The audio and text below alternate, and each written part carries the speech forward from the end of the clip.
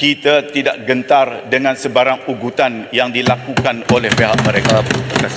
Pasir Mas minta Menteri Luar Negeri menyatakan mengapa kerajaan masih belum menyatakan pendirian dan tindakan yang lebih tegas dalam isu konflik di Palestin, seperti mendesak agar Benjamin Netanyahu dihadapkan ke Mahkamah Jenayah Antarabangsa. Silakan, Menteri. Tan Sri Yang di-Pertua, terima kasih Yang Berhormat Pasir Mas atas soalan berkenaan. Tan Sri Yang di-Pertua, saya percaya semenjak krisis melanda, Malaysia adalah negara paling lantang memperjuang isu Palestin dalam apa juga keadaan dan masa. Bahkan jika ahli-ahli yang berhormat mengikuti pendirian Malaysia akhir-akhir ini, kita telah meningkatkan tekanan tahap tertinggi kepada masyarakat antarabangsa agar tidak terus menutup mata dan membenarkan rejim Zionis bermaharajalela dan membabi buta melakukan pembunuhan ke atas orang awam termasuk wanita, kanak-kanak dan orang tua. Malaysia berterusan membangkitkan isu berat sebelah oleh pihak Barat dalam isu kezaliman rejim Zionis tanpa ada sebarang tindakan punitif. Adakah ini tindak tanduk mereka yang acap kali mendabik dada sebagai pejuang hak asasi manusia? Pendirian Malaysia telah dirungkaikan dengan amat jelas oleh Yang Amat Berhormat Perdana Menteri semasa himpunan Malaysia bersama Palestin di Aziata Arena pada hari Selasa yang lalu sejurus beliau kembali dari lawatan ke Arab Saudi, Turki dan Mesir.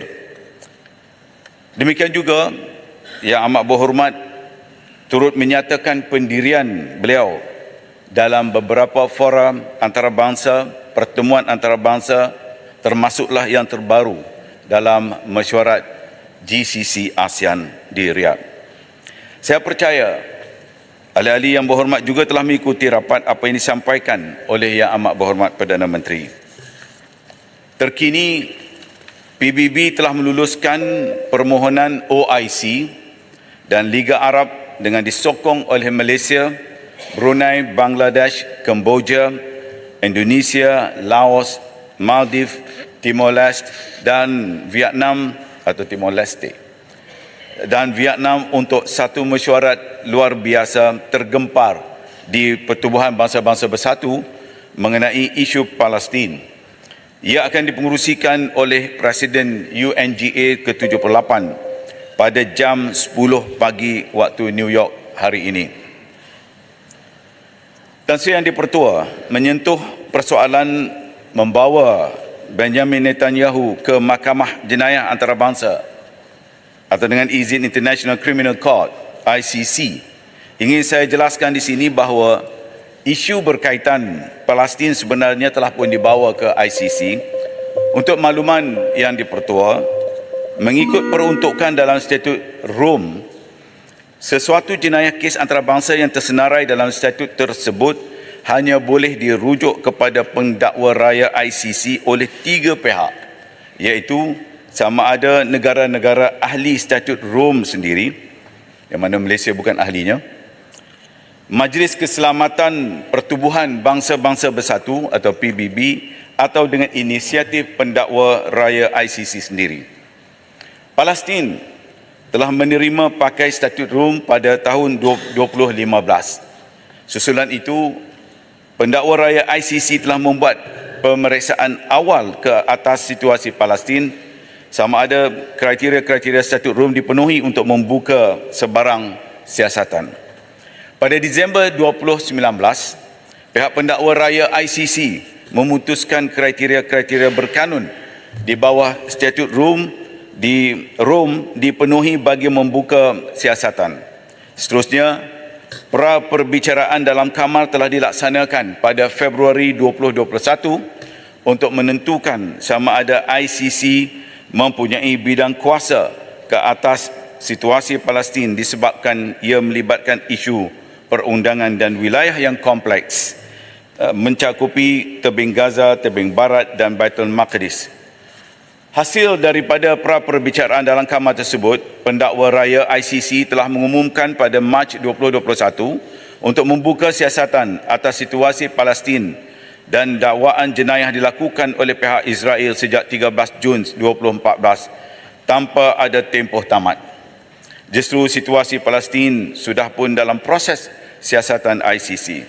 Malaysia akan sentiasa menyeru dan bekerjasama dengan negara-negara anggota OIC serta negara-negara sepemikiran agar PBB dapat merujuk isu kekejaman Israel bukan sahaja ke ICC, malah ke Mahkamah Keadilan Antarabangsa dengan izin International Court of Justice.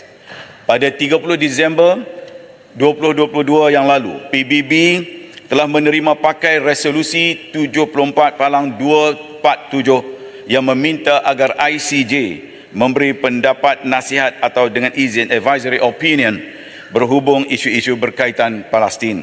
Lanjutan itu, Malaysia telah mengambil bahagian dalam mengemukakan kenyataan bertulis bagi mendapatkan pendapat nasihat berhubung isu Palestin yang telah diserahkan kepada pendaftar ICJ pada 25 Julai yang lalu, 2023.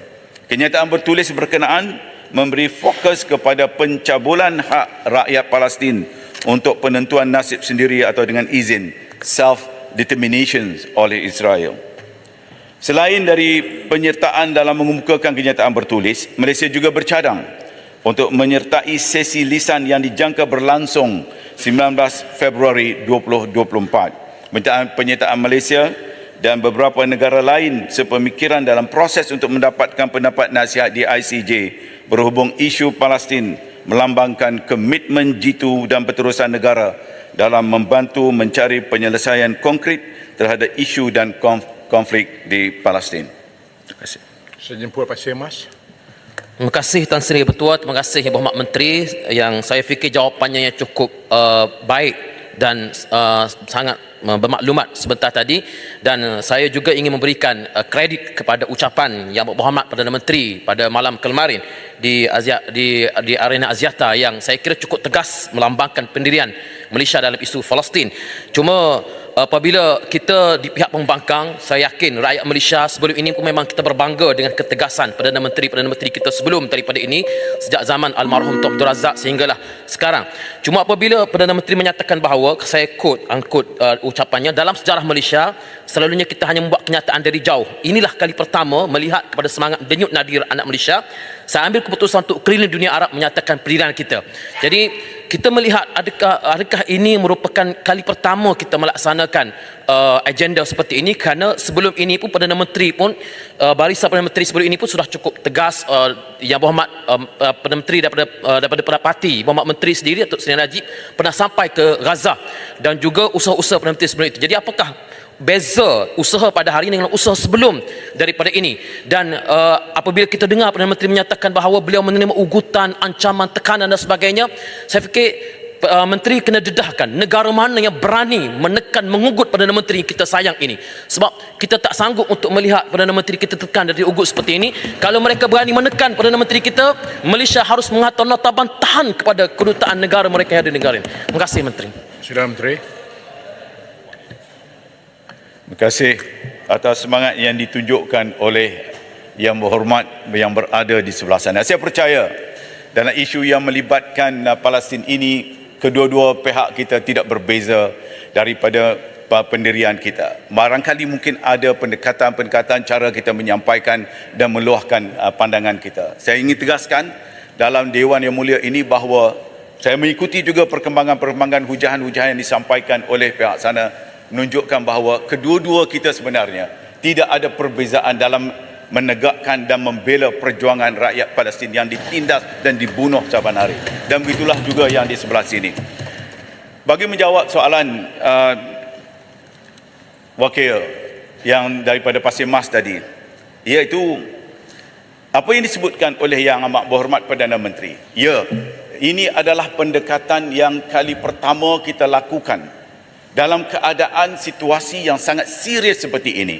Kita tidak hanya boleh duduk hanya sekadar mengecam atau menyampaikan bantahan-bantahan kita, tetapi mesti ada langkah-langkah yang lebih mantap, tegas dan membawa seluruh dunia Islam setidak-tidak dalam konteks OIC untuk bersama-sama untuk kita menyatakan pendirian kita.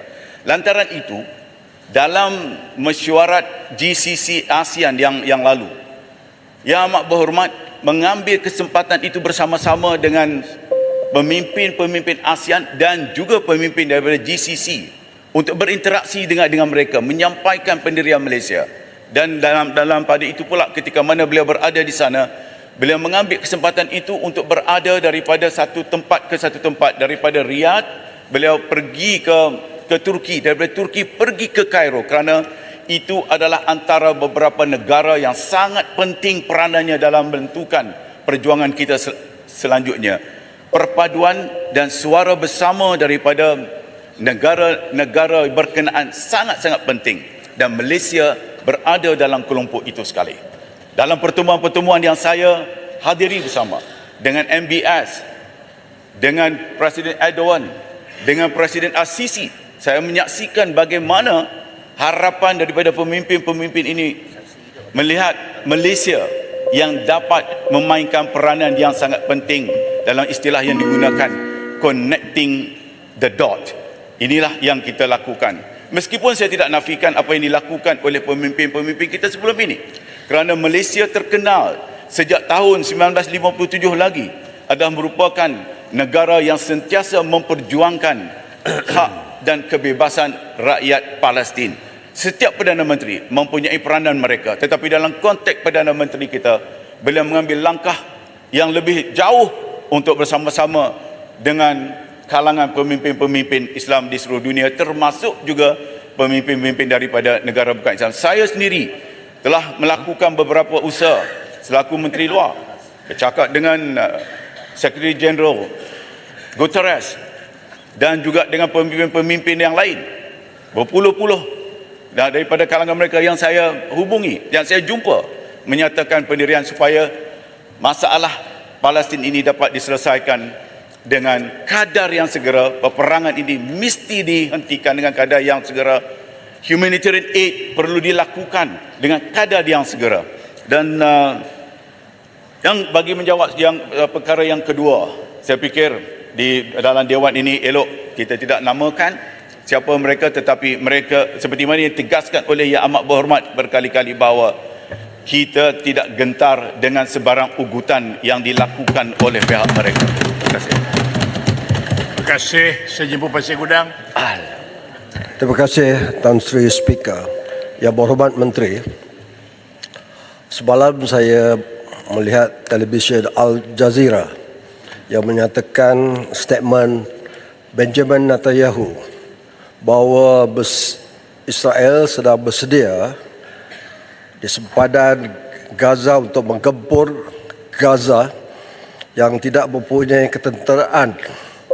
Soalan saya, adakah lebih 50 negara-negara Islam dan blok negara-negara non-aligned hanya mengeluarkan statement, usul dan ucapan-ucapan yang nyaring dan lantang, tetapi membiarkan rakyat Palestin akan disembelih oleh Zionis Apartheid Israel? Minta penjelasan. Terima kasih. Sila Menteri. Yang Berhormat, atas soalan tambahan itu, ground offensive yang sedang dengan izin yang sedang dirancang oleh pihak Israel untuk menyerang Gaza sehingga hari ini, walaupun sudah lebih daripada 2 minggu mereka merancang, tapi masih belum dilakukan. Tetapi kita tidak boleh mengambil mudah kerana mereka sedang bersiap sedia untuk melakukannya.